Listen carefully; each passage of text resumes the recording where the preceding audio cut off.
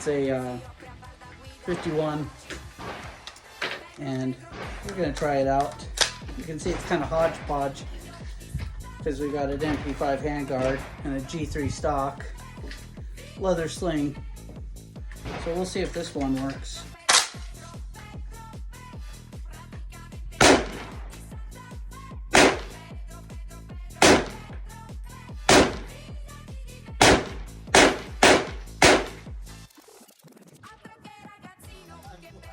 I'm glad that you can feel it over there.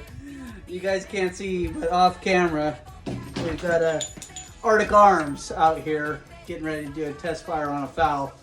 But we'll do a couple more. JLB